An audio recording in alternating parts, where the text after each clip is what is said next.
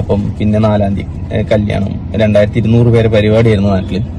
അപ്പം നമ്മളത് തൽക്കാലമായിട്ട് ക്യാൻസൽ ചെയ്യാൻ വേണ്ടി തീരുമാനിച്ചിട്ടുണ്ട്. അപ്പം എല്ലാരും ശിങ്കു ഓക്കെ അല്ലേ അതിന്? അപ്പം 6 മീ ഡാനി. അപ്പം വീഡിയോ ആദ്യമായിട്ട് കാണുന്നവരെ ലൈക്കും ഷെയറും സബും ഒക്കെ ചെയ്യുക.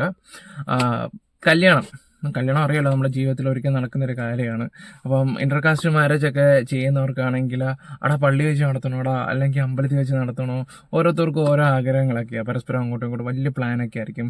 അറിയാമല്ലോ, 4-5 ദിവസമൊക്കെ പ്ലാൻ ചെയ്ത് മീൻസ് 5 ദിവസത്തെ കല്യാണമൊക്കെ നടത്തുന്ന ടീംസുകളൊക്കെ ഉണ്ട്. ഓക്കെ, എല്ലാ കാര്യങ്ങളും ഒരുക്കി വന്നിട്ട് കല്യാണം മാറ്റി വെക്കുന്ന ഒരു സിറ്റുവേഷൻ ഉണ്ടല്ലോ, നിങ്ങളൊന്ന് ആലോചിച്ച് നോക്കിയിട്ടുണ്ടോ? നമുക്കൊരു വീഡിയോ കാണാം. നിക്കാഹ് ഓൾറെഡി കഴിഞ്ഞു. ഇപ്പം ഈ കഴിഞ്ഞ ജൂലൈ 28-ന് കൊടുങ്ങല്ലൂർ വെച്ചിട്ട് നിക്കാഹ് കഴിഞ്ഞു. അപ്പം ഈ വരുന്ന ആഗസ്റ്റ് 4-ാം തീയതി വയനാട് കൽപ്പറ്റ വെച്ചിട്ടായിരുന്നു നമ്മളെ റിസപ്ഷനും ബാക്കിയുള്ള പരിപാടീസൊക്കെ പ്ലാൻ ചെയ്തിട്ടുണ്ടായിരുന്നത്. അപ്പം അതിന് മുന്നേ ഈ വരുന്ന 1-ാം തീയതി നമ്മുടെ ബാച്ചിലർ പാർട്ടിയും ഗ്രൂം ടു ബിയും, പിന്നെ 2-ാം തീയതി ഹൽദി, 3-ാം തീയതി തലേന്ന് അത് അന്ന് കുറെ പ്രോഗ്രാം DJ. അപ്പം പിന്നെ 4-ാം തീയതി കല്യാണം. 2200 പേരെ പരിപാടിയായിരുന്നു നാട്ടില്. അപ്പം നമ്മളത് തൽക്കാലമായിട്ട് ക്യാൻസൽ ചെയ്യാൻ വേണ്ടി തീരുമാനിച്ചിട്ടുണ്ട്. അപ്പം എല്ലാരും ശിങ്കു ഓക്കെ അല്ലേ അതിന്?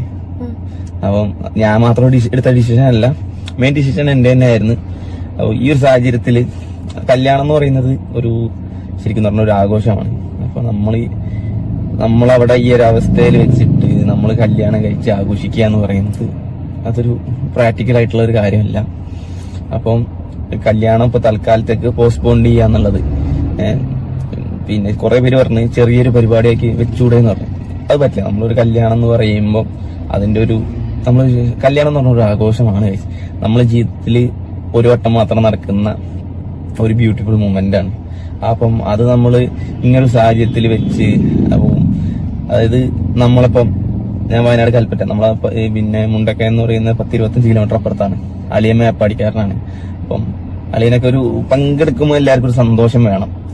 ഞാൻ പേഴ്സണലി കല്യാണം വിളിച്ച ഒരാള് ആ ദുരന്തത്തിൽ പോയിട്ടുണ്ട്.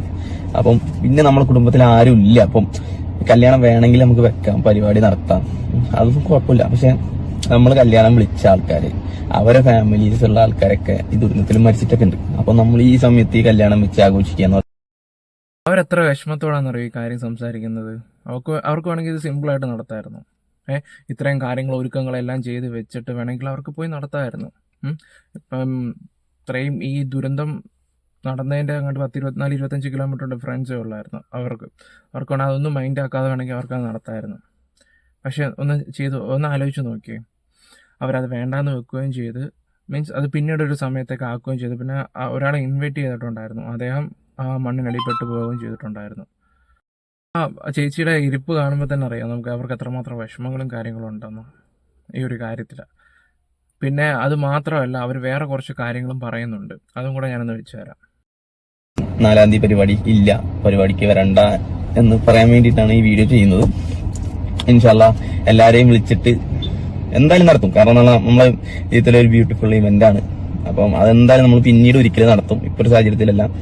പിന്നെ ശിങ്കുവിന് വലിയൊരു ആഗ്രഹമുണ്ട്, അതായത് കല്യാണത്തിൽ നിന്ന്. ശിങ്കുവിന് മാത്രമല്ല എനിക്കും ഉണ്ടായിരുന്ന ഒരു ആഗ്രഹം. പക്ഷെ നല്ല സപ്പോർട്ട് ചെയ്തു. ഞാൻ ആ കാര്യം ശിങ്കുവിനോട് പറഞ്ഞപ്പം ശിങ്കു എന്നെ നല്ല രീതിയിൽ സപ്പോർട്ട് ചെയ്തു. നമ്മൾ കല്യാണത്തിന് മാറ്റി വെച്ച കുറച്ച് ക്യാഷ് ഉണ്ടാവും എന്തായാലും.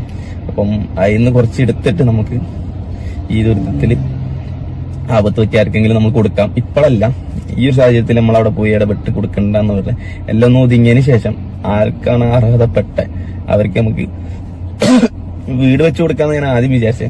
അപ്പൊ അത്രത്തോളം അപ്പൊ നമുക്ക് വീട് വെക്കാനുള്ള ഒരു ബഡ്ജറ്റ് ഉണ്ടോ നോക്കണം. ഇല്ലെങ്കിൽ നമ്മളെ കയ്യിൽ നിന്ന് ഒരു എമൗണ്ട് ആർക്കെങ്കിലും കൊടുക്കാം, ഇല്ലെങ്കിൽ കുറച്ച് ആൾക്കാർക്ക് കൊടുക്കാം എന്നുള്ളത് ഞങ്ങൾ തീരുമാനിച്ചിട്ടുണ്ട്. ഇൻഷാല്ലാ ഒക്കെ പറ്റുമെന്ന് വിചാരിക്കുന്നു. അപ്പം എല്ലാം ഒതുങ്ങിയിട്ട് ഞങ്ങൾ അവിടെ പോയിട്ട് നമ്മൾ എന്നെ കൊണ്ട് കൊടുക്കാന്നുള്ള രീതിയിലാണ്. അപ്പം ഇപ്പൊ എന്തായാലും അവിടെ രക്ഷാപ്രവർത്തനം കാര്യങ്ങളൊക്കെ നടക്കുകയാണ്. അത് മുന്നോട്ട് നല്ല രീതിയിൽ പോട്ടെ. അപ്പൊ ഞങ്ങൾ ഇന്നിപ്പോ വയനാട്ടിലോട്ട് ഇറങ്ങിയാണ്. 2:30 എത്താൻ പറ്റുമോന്ന് അറിയില്ല, റോഡ് എന്താ സ്ഥിതി എന്നൊന്നും അറിയില്ല, എന്നാലും പൂവ് തന്നെയാണ്. അപ്പം നാളെ ശിങ്കുവിനെ വീട്ടിലോട്ട് കയറ്റണം. പരിപാടിയൊന്നുമില്ല, ഞങ്ങൾ മാത്രമേ ഉള്ളൂ, ഞങ്ങൾ നേരെ പോയി വീട്ടിലോട്ട് കയറുക എന്നുള്ള രീതിയിലാണ്. 2-3 ദിവസം കഴിഞ്ഞ് ഒന്ന് ഒതുങ്ങിയതിനു ശേഷം ഇവിടെ വീട്ടുകാർ പിന്നെ വീട്ടിലോട്ടൊക്കെ വരാൻ പറഞ്ഞിട്ടുണ്ട്. അപ്പൊ ഗൈസ് അപ്പം ഇത്രേ ഉള്ളൂ, നമ്മൾ ഈ പരിപാടി ക്യാൻസൽ ചെയ്തിട്ടുണ്ട് കേട്ടോ. ഓക്കെ, ഇൻഷാല്ലാ പഠിച്ചോ നല്ലൊരു. നിങ്ങൾ ഈ ചെയ്യുന്ന ഈ കാര്യങ്ങൾക്ക് ബിഗ് സല്യൂട്ട് തരാറുണ്ട് ഒരു കാര്യം തന്നെ. കാരണം ഒന്ന് ആലോചിച്ച് നോക്കി, കല്യാണവും മാറ്റി വെച്ച് അതിൽ നിന്നുള്ള കുറച്ച് തുകയും കാര്യങ്ങളും വെച്ച് ഒരു വീട്, അല്ലെങ്കിൽ അവരെ കൊണ്ട് പറ്റുന്ന കാര്യങ്ങൾ അത്രയെങ്കിലും അവർ ചെയ്യുന്നുണ്ടല്ലോ. ഇവിടെ ഈ ഇടയ്ക്ക് ഞാൻ നോക്കുമ്പം 2 ദിവസം മുമ്പ് ഈ വയനാട്ടിൽ ഈ ഇഷ്യൂ നടന്ന സമയത്ത് ഒരു കടയിലൊരു ഓഫർ ഉണ്ടായിരുന്നു കരുനാഗപ്പള്ളി സമയത്ത്. ആൾക്കാരെന്തോ ഇടിയും കൂവലും ഒക്കെ ആയിരുന്നു, കൈകൊട്ടി ചിരിയും സന്തോഷമൊക്കെ. ചില ആൾക്കാർ എന്താ പറയണ്ടേ, ഒരു സൈഡിൽ കൂടെ ദുരന്തം അനുഭവിക്കുന്നു, ചില ആൾക്കാർ സന്തോഷിക്കുന്നു. എല്ലാവർക്കും ഓരോരോ കാര്യങ്ങളെന്ന് പറയുന്ന പോലെ തന്നെ. പിന്നെ മെയിനായിട്ട് ഞാനൊരു കാര്യം കാണുകയും ചെയ്തായിരുന്നു, KSEBയുടെ ഒരു വണ്ടി ഒഴുകി പോകാൻ നിൽക്കുന്ന, അതിനകത്തൊരുത്ത് നിൽക്കുന്നത്, എല്ലാവരും കൈ കെട്ടി നിൽക്കുന്നത്. എല്ലാവർക്കും അവരവരുടെ കാര്യങ്ങൾ മാത്രമാണ്. പക്ഷെ ഇതുപോലുള്ള കുറേ ആൾക്കാരുണ്ടല്ലോ, നമുക്ക് ഇവരെയൊക്കെയാണ് സത്യത്തിൽ നമ്മൾ സപ്പോർട്ട് ചെയ്യേണ്ടതൊക്കെ. യാസിൻ വ്ളോഗ് എന്ന് പറയുന്ന ഇദ്ദേഹത്തിനെയും ആ ചേച്ചീനെയൊക്കെ, നിങ്ങളൊക്കെ ആ കൂടെയുള്ള പെൺകുട്ടി എന്ന് പറഞ്ഞാൽ ഭാഗ്യം ചെയ്തൊരു പെണ്ണാണ്, സത്യം പറയാലോ. നിങ്ങൾക്കൊക്കെയാണ് ഒരു സല്യൂട്ടും കാര്യങ്ങളൊക്കെ തരേണ്ടത്. എന്നാലും ഒരുപാട് സന്തോഷമുണ്ട്. ഞാൻ അങ്ങനെ 3-4 ആൾക്കാരെ അങ്ങോട്ട് സബ്സ്ക്രൈബേഴ്സും കാര്യങ്ങളും, 8 പേരെ അങ്ങോട്ട് സബ്സ്ക്രൈബ് ചെയ്തിട്ടുള്ളൂ, ചാനലും കാര്യങ്ങളൊക്കെ. ഞാൻ നിങ്ങളെ എന്താ പറയണേ, എനിക്കങ്ങ് ഇഷ്ടപ്പെട്ട്.